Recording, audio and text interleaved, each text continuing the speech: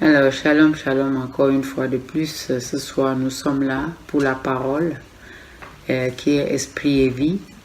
Nous remercions tous ceux qui regardent les vidéos, qui reçoivent l'enseignement.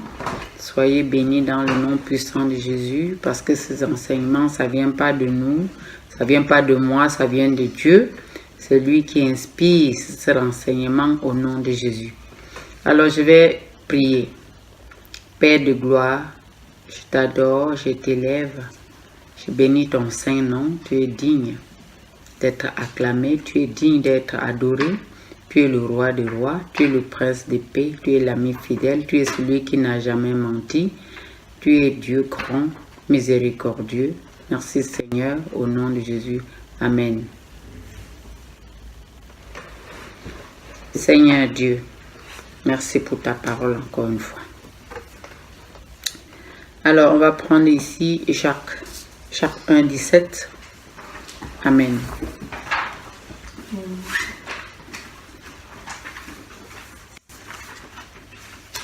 Jacques 1,17. Moi, je suis déjà à la page parce que je me suis préparé à l'avance.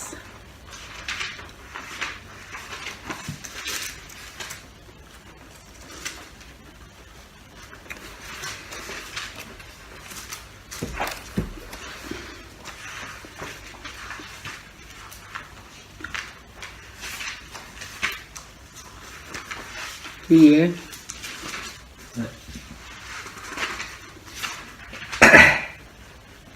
Amen. Alors, je vais lire pour la gloire de Dieu. Tout bienfait et tout don parfait vient d'en haut. Il descend du Père des Lumières, et qui a ni changement, ni ombre d'une variation. Amen. Amen.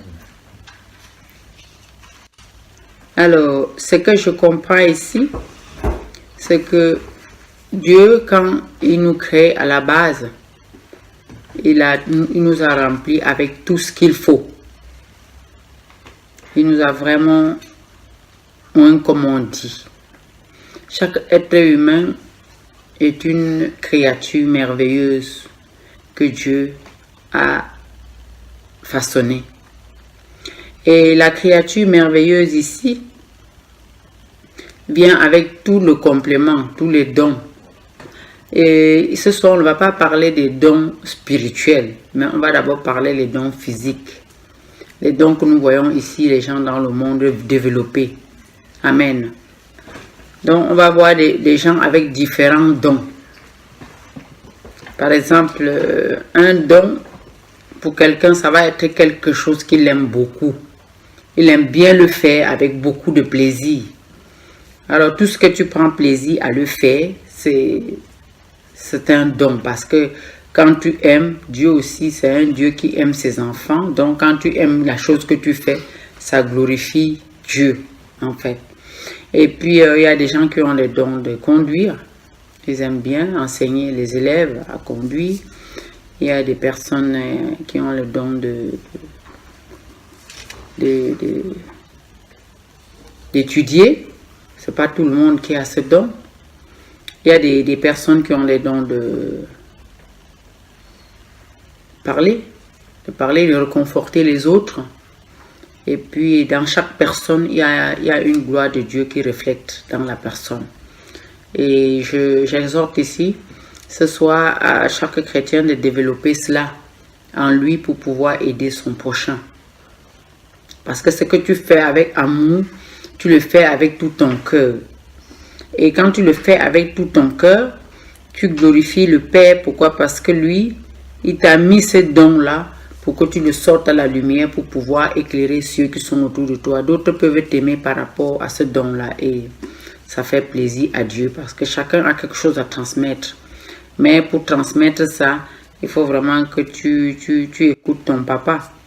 Et que ton papa te dise ce qu'il a mis en toi pour que tu développes pour aider les autres.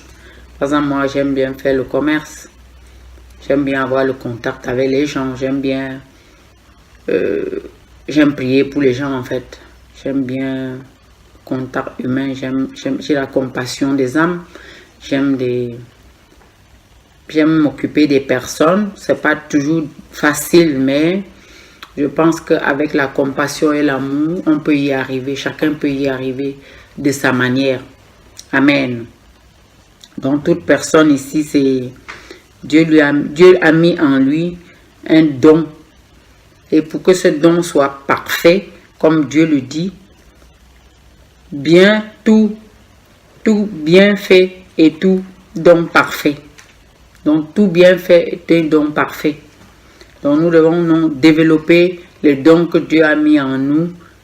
Ce soir, moi je ne parle pas des dons spirituels, mais je parle des dons de la vie courante.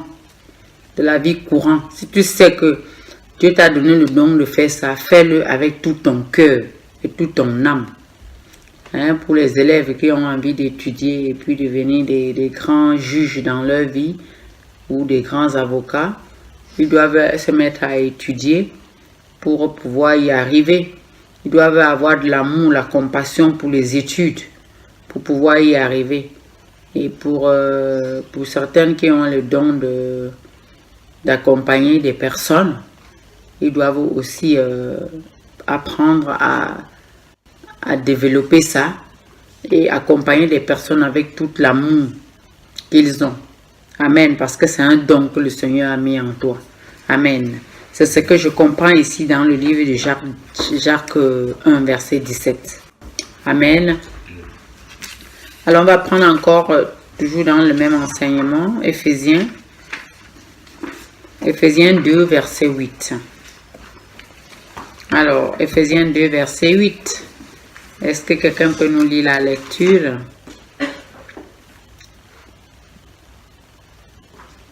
Amen. Alors, je vais lire. Hein. En effet, c'est par la grâce que vous êtes sauvés, par le moyen de la foi.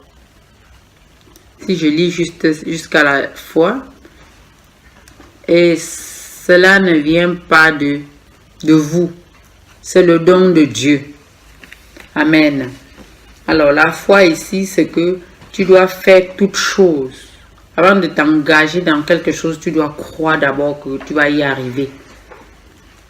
Hein? Je parle d'abord naturellement. Soit je ne parle pas du spirituel, je parle naturellement. Quand tu vas pour accomplir, pour aider quelqu'un, il faut croire que tu vas aider cette personne et que cette personne va être en joie. Grâce à ton aide, cette personne sera bien. Donc, en quittant de chez toi, tu dois d'abord croire à ça. Hein? Tu dois croire à ça. Et savoir que tu as la grâce, que juste le fait de te lever pour aller vers cette personne, pour l'aider, il faut avoir la foi. Il faut savoir que tu as la chance de te lever déjà de chez toi. Parce que la grâce ici, c'est que tu arrives à faire des choses que d'autres n'ont pas pu faire. Donc, cette grâce-là, ça t'accompagne dans tout, ça doit t'accompagner dans tout fait. Donc, la grâce, c'est une reconnaissance. Tu reconnais que ton papa t'a mise là pour faire cette chose-là. Et quand tu vas pour le faire par la foi, tu dois vraiment le faire avec toute ta force, quoi. Tu dois faire avec toute ta force et crois d'abord. Parce que ça ne sert à rien d'aller proposer ton aide à quelqu'un quand tu ne crois pas. Ça ne sert à rien de te lever et puis aller faire quelque chose quand tu sais que ton cœur n'y est pas. Donc, l'acte de la foi doit être posé avec le cœur, justement. Le cœur, justement, et ça réjouit le cœur de notre papa quand on fait des choses comme ça. Donc, il faut de la foi. Il faut, dans toute chose que tu fais, tu dois avoir la foi. Et puis, Dieu t'a mis ce don-là. Il t'a mis ce don-là de te lever et aller accomplir ce qu'il a besoin que tu accomplis. Que ce soit ta femme, que ce soit ton mari, que ce soit n'importe qui, fais toute chose avec foi. Fais toute chose avec foi. La foi doit t'accompagner parce que tu crois qu'en faisant cette chose-là, dans ta tête, tu le fais bien. Si tu penses qu'en faisant ça, en faisant cette chose, tu le fais bien, Dieu va agréer. Et la grâce ici, on n'a même pas mérité cette grâce, mais néanmoins, Dieu nous a déversé ça pour que nous soyons épanouis sur la terre. Pour que cette grâce soit avec nous chaque jour de notre vie et qu'on apprend à exploiter cette grâce chaque jour, chaque minute, pour pas perdre le temps. Parce que si on regarde bien, le temps, il est court. Quand tu regardes 12 heures, tu te lèves à peine, la nuit est déjà arrivée, tu n'as même pas fini ce que tu as envie de faire, mais c'est déjà fini. Mais c'est par la grâce parce que toi, au moins, tu as pu faire ce que tu avais envie de faire ce jour-là, même si tu n'as pas fini. Mais il y a d'autres qui sont peut-être couchés dans les lits de l'hôpital, qui sont mariés avec la toiture. Ils sont là, ils regardent la toiture, ils ne peuvent même pas se tourner. Pourquoi? Parce qu'ils n'ont plus la grâce. Bon, ils ont encore la grâce qu'ils vivent encore. Mais ce n'est pas la même chose que toi, que tu as la grâce de faire ce que tu aimes et que tu peux le faire parce que tu es encore en vie, parce que tu as la santé. Donc, on doit toujours vraiment savoir que chaque jour, c'est un nouveau jour, c'est un jour de grâce et qu'on doit vraiment faire des choses comme Dieu aimerait, avec tout notre cœur, toute notre force, en croyant que ce qu'on fait est juste. En croyant que ce qu'on fait est juste. Je parlais justement de l'aide. Il faut vraiment aider les personnes qui sont dans les besoins, vraiment en pensant que ce que tu fais est juste. Amen. Alors là, c'est une bonne chose. C'est le don de Dieu. Toute chose que tu fais, en fait, dans ta vie, que ce soit le matin, que ce soit midi, c'est un don de Dieu. Amen. Alors, prenons encore le proverbe 3 maintenant, le verset 34. Proverbe 3, verset 34.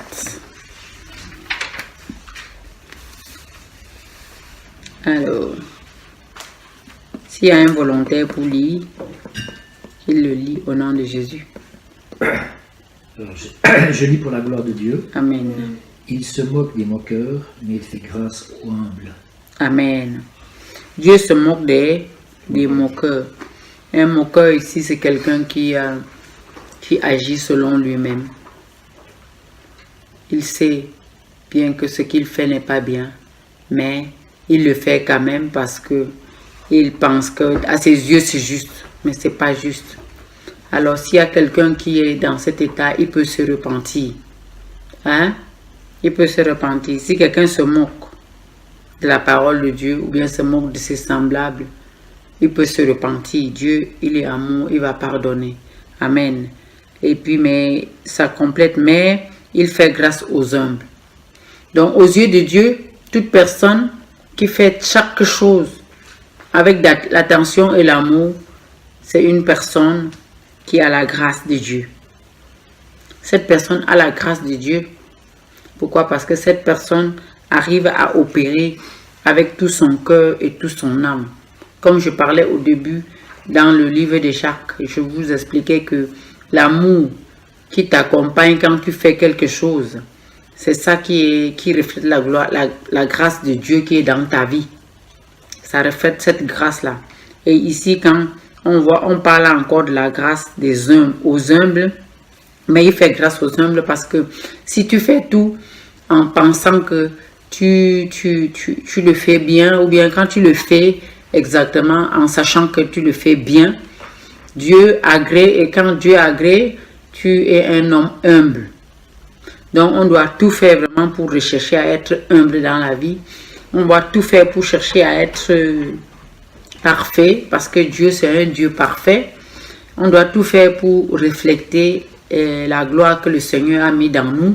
On doit tout faire pour que la grâce de Dieu soit avec nous chaque jour. Chaque jour, parce qu'en fait, la grâce, c'est quelque chose que chaque matin, tu peux demander. Seigneur, fais-moi grâce, tu peux lui demander. Comme ça, ce que tu n'arrives pas à faire normalement, il peut te renforcer avec sa grâce pour que tu le fais sans toutefois trop te peiner. Et chaque fois que tu le demandes, il faut croire que il va te donner, parce que c'est un papa qui écoute ses enfants. Moi, je le sais, qu'il m'écoute, il me voit, il entend tout ce que je fais et il sait même ce que je dois faire à l'avance. Donc, c'est important pour nous de toujours demander la grâce de Dieu chaque jour pour pouvoir avancer efficacement dans notre vie. Et soyons humbles. Humble, ça veut dire quoi? On doit rester vraiment dans la gentillesse et dans la purification du cœur, et savoir que sans la grâce, on ne peut pas avancer. Sans la grâce, nous ne pouvons pas y arriver. Nous devons demander la grâce tous les jours de notre vie pour pouvoir avancer. La grâce dans la santé, la grâce dans notre porte-monnaie, la grâce sur notre famille, la grâce sur nos amis, la grâce sur tous ceux qui vivent sur la terre pour qu'il y ait la paix. Parce que si nous avons la grâce, nous pouvons proclamer la paix et puis ça va se passer. Donc on va rester vraiment connecté sur l'esprit, à l'esprit de Dieu. Et l'esprit de Dieu, c'est l'esprit de compassion. L'esprit de Dieu, c'est l'esprit d'amour. L'esprit de Dieu, c'est l'esprit de joie. L'esprit de Dieu, c'est l'esprit de paix. L'esprit de Dieu, c'est l'esprit de la persévérance. On a vu comment Christ aussi a persévéré. Donc nous aussi, nous devons persévérer. Persévérer dans la vie, en lisant la parole chaque jour, en essayant de faire bien les choses autour de nous, selon la parole, en restant humble, comme Dieu le dit. Parce que si tu es humble, il te fait grâce. Alors cherchons l'humilité. Alors la prochaine fois, moi je vais prêcher sur l'humilité, parce que j'ai eu quand même un petit enseignement sur l'humilité et ça m'a beaucoup aidé. Ça m'a beaucoup aidé. Quand tu vis dans l'humilité, tu crucifies ta chair de plus en plus. Et plus tu crucifies ta chair, plus tu reflètes la gloire de Dieu, en fait. Amen. Amen. Amen. Ok, je vais prier pour clôturer. Seigneur, merci encore pour ce partage. Seigneur, bénis tous ceux qui ont écouté et qui ont pris note. Que ta seule gloire et ta grâce, Seigneur, nous accompagnent chaque jour de notre vie. Et merci pour cette grâce qui ne se sépare jamais de nous. Et merci pour le renouvellement de l'alliance. Parce que chaque jour, Seigneur, tu renouvelles ton alliance avec ton peuple. Seigneur, ne permets pas que nous sortons de la parole. Nous devons vivre dans ta parole et grandir dans la parole et mourir dans ta parole. Car c'est la seule chose qui est importante pour nous sur la terre. Au nom de Jésus. Amen.